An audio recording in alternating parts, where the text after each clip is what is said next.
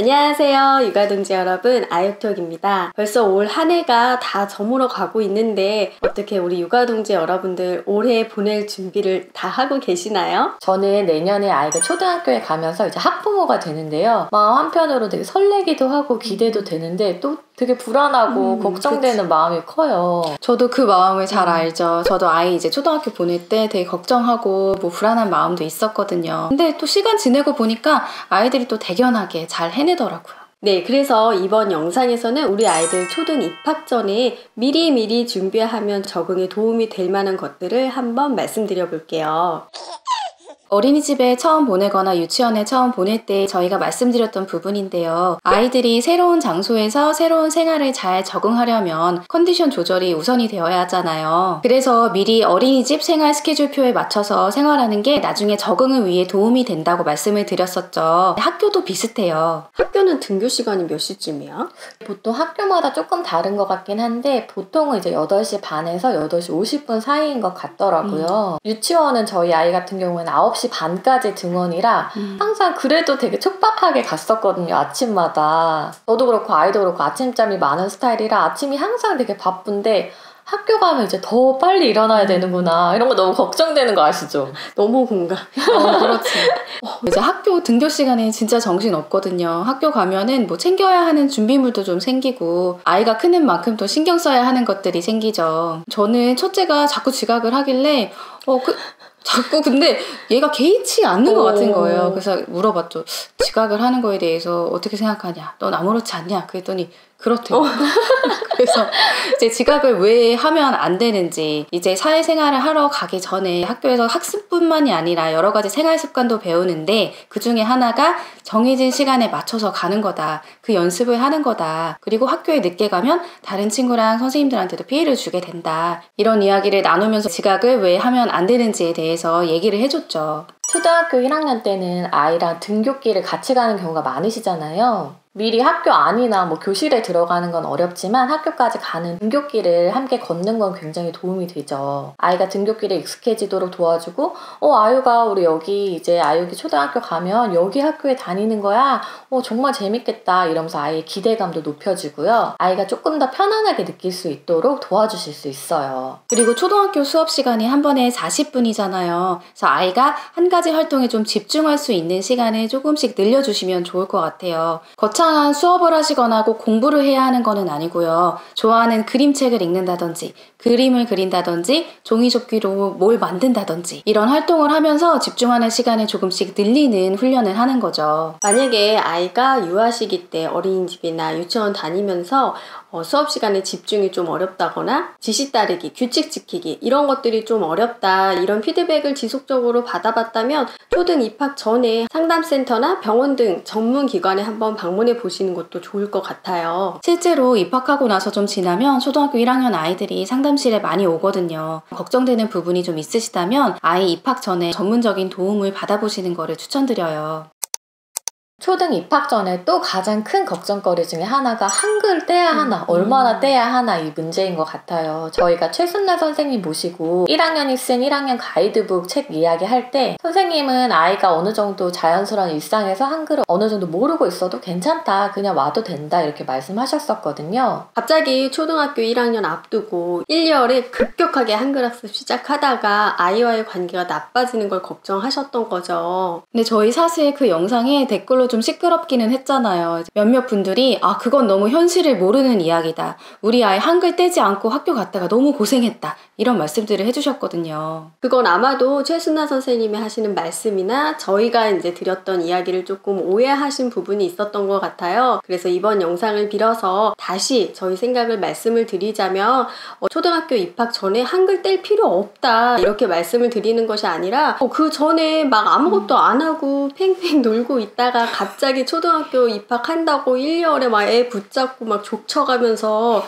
그렇게 한글 학습 시키면 무리하게 시키면 아이랑 부모와의 관계가 안 좋아지고 그리고 무엇보다 아이가 입학 전에 벌써 초등학교라는 곳에 대해 부정적인 이미지를 갖게 되는 거죠.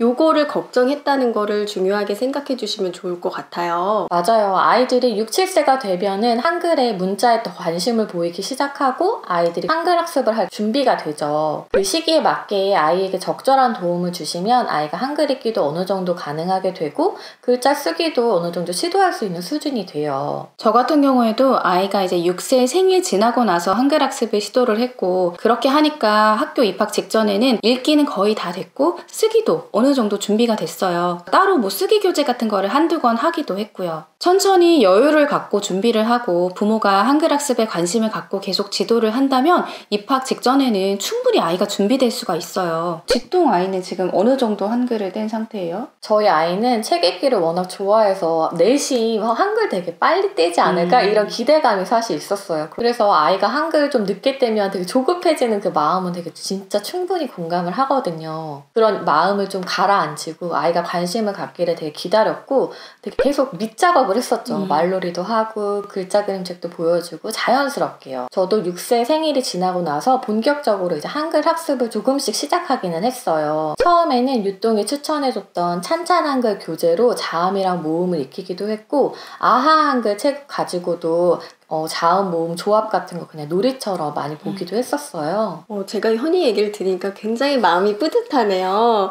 이런 게 중요한 게 아이가 글자에 당장 관심이 없다고 해서 그냥 부모도 아직 몰라 이렇게 하고 넘어가는 게 아니라 꾸준히 밑작업하면서 아이의 행동이나 이제 그런 것들을 관찰하면서 적절하게 환경적으로 조성을 해주는 거잖아요. 이런 게 저는 좋은 것 같아요. 그래서 한글 읽기는 생각보다 더 되게 빨리 익혀지더라고요. 아이가 책을 좋아하기도 하고 자음 모음을 조금 익숙해지니까 읽기는 생각보다 좀 더 수월하게 떼는 느낌이었어요. 그런데 쓰기는 확실히 조금 더 관심을 갖고 노력을 해야 되더라고요. 아이가 쓰기에 관심을 가졌다고 하더라도 매일 쓰는 단어가 너무 한정적인 거예요. 그래서 읽기가 어느 정도 된 후에는 쓰기를 시작을 했는데 이것도 유똥이 추천해줬던 아이조와 한글 쓰기 교재로 처음에 시작을 했고 이후에는 시중에 한글 쓰기 교재가 굉장히 많이 나와 있잖아요. 그런 거 한 권 정도 선택을 해서 매일 그냥 한 2쪽, 3쪽 정도 되게 부담 없이 아이가 쓸 수 있도록 하고 있어요. 아이가 한글 읽기가 어느 정도 가능하고 이해할 수 있다면 그 정도로 충분할 것 같아요. 1학년에 들어가면 다시 한글을 배우기도 하고 교과서에 나오는 글들이 아직은 그렇게 어렵지 않거든요. 그리고 맞춤법 같은 건 사실 아직 뭐 기대하지도 않고 되게 완벽할 수 없잖아요. 지금 아이가 이제 막 쓰기 활동을 좋아하는데 막 물어보죠, 중간에. 엄마 귀 옆 할 때 옆 어떻게 써? 옆 이러면 여에다가 비읍 받침이야 이렇게 하면 알아듣고 쓸 수 있는 정도? 그 정도인 것 같아요. 1학년 때도 그렇게 물어봐요. 1학년 언제까지? 1학년 말까지는 좀 물어봤던 것 같아요. 아이들이 화장실 가서 뒤처리하는 것도 걱정거리 중에 하나더라고요. 맞아요. 이제 소변보다는 또 대변 뒤처리하는 게 걱정이잖아요. 그래서 이것도 한 6, 7세부터 시간을 가지고 조금씩 가르쳐 주시면 좋을 것 같아요. 아이한테 휴지를 몇 칸씩 이렇게 접어가지고 뒤에서 똥이 안 묻어 나올 때까지 이렇게 닦는 거야. 휴지가 엉덩이 사이에 붙지 않도록 조심해. 이렇게 하나하나 다 설명을 해주고 연습할 수 있게 도와주셔야 해요. 저는 아이가 여자아이다 보니까 또 걱정되는 부분이 있었는데 화장실에 화변기가 있는 경우가 있다고 하더라고요. 아이들은 보통 양변기를 많이 사용했었잖아요. 사실 어른들도 화변기 굉장히 불편하잖아요. 다행히도 서울시 같은 경우는 23년까지 초등학교에 화변기를 거의 양변기로 다 교체하고 있다고 하더라고요. 그런데 아직 경기도나 지방에는 화변기를 사용하는 학교가 또 있을 수 있을 것 같아요. 여자애들은 아시죠? 화변기 사용하면 여러 가지 시행착오를 겪을 수 있어요. 그래서 아이에게 화변기라는 걸 설명을 해주고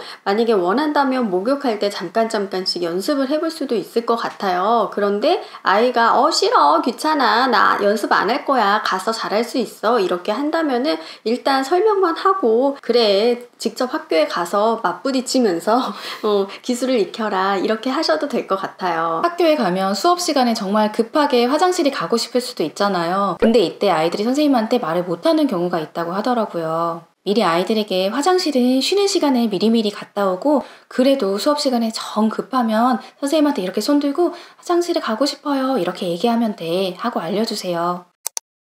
초등학교 가면 또 급식 시간이 있는데 이때 젓가락질을 잘 못할까봐 걱정하잖아요. 근데 또 아이들 나름의 생존 방식을 다 적용을 하더라고요. 저희 아이 같은 경우에는 나 젓가락으로 찍어 먹었어 뭐 이러기도 하고, 매운 게 나오면 국물에 씻어 먹기도 하고요. 젓가락질 능숙하게 하지 않아도 천천히 연습해 나가면 되는 부분이니까 너무 조급하게 생각하지 않으셔도 돼요. 그리고 초등학교 입학 전에 그 폐구유 있잖아요. 그거 따는 거 연습시키면 좋아요. 우유 급식을 신청을 하면 우유를 받는데 이때 폐구유를 뜯는 걸 어려워하는 아이들은 선생님이나 친구들이 도와줘야 하거든요. 미리 연습을 해두면 편하게 우유를 스스로 마실 수 있어요.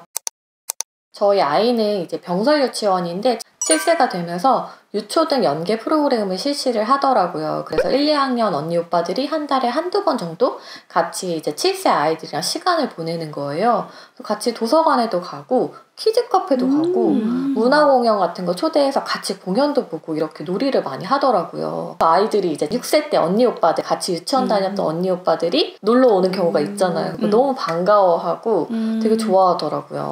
그러면 약간 초등학교 생활이 조금 불안하지 않고 좀 즐겁게 잘 자연스럽게 연계가 될 수 있을 것 같아요. 내가 아는 언니 오빠 또 있잖아. 맞아, 그러니까. 맞아. 그래서 1학년 언니 오빠들 진짜 생활하는 거 직접 보면서 언니 오빠들이 뭐 학교 오면 이것도 해 저것도 해 막 이렇게 이야기해주기도 하고, 어떤 거 재밌어 이야기해주면 아이도 나도 학교 가면 저거 하겠구나, 언니 오빠들처럼 저런 거 하겠구나 하면서 기대감을 갖게 되는 것 같더라고요. 근데 이렇게 또 긍정적으로 얘기해주는 선배들이 많아야 되는데 그렇지 않은 경우도 있어요. 저희 조카 같은 경우에는 작년에 예비 초 1일 때 얘가 가뜩이나 긴장이 좀 높은 아이거든요. 그런데 이제 초등학교 먼저 들어간 선배 형이 야, 너 유치원 다닐 때가 좋은 줄 알아.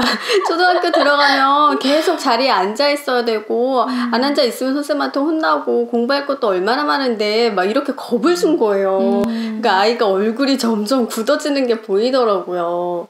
근데 저희 아이도 이제 연계 프로그램 하면 초등학교 선생님을 만나잖아요. 그 선생님들을 만났는데 좀 다르다는 걸 느끼긴 했었나 봐요. 그래서 초등학교 선생님은 조금 더 이제 유치원 선생님에 비해서는 조금 더 딱딱하고 무서운 면이 있었나 보죠. 근데 그렇다고 하더라도 이걸 가지고 막 더 겁을 주거나 아이의 그런 불안감을 자극하기보다는 그럴 때 오히려 부모님이 선생님이 그렇게 보이긴 해도 되게 친절하실 거야, 아이들한테 되게 잘 해주실 거야 이러면서 아이의 불안감을 좀 낮춰주시는 게 도움이 될 것 같아요. 저 안 그래도 초등학교 입학을 앞두고 좀 불안하고 긴장한 아이들에게 부모님이 하시면 안 되는 거는 막연한 두려움을 심어주시는 거예요.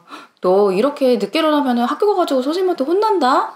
숙제 안 해가면 선생님한테 혼나고 친구들이 놀려, 이런 말들이요.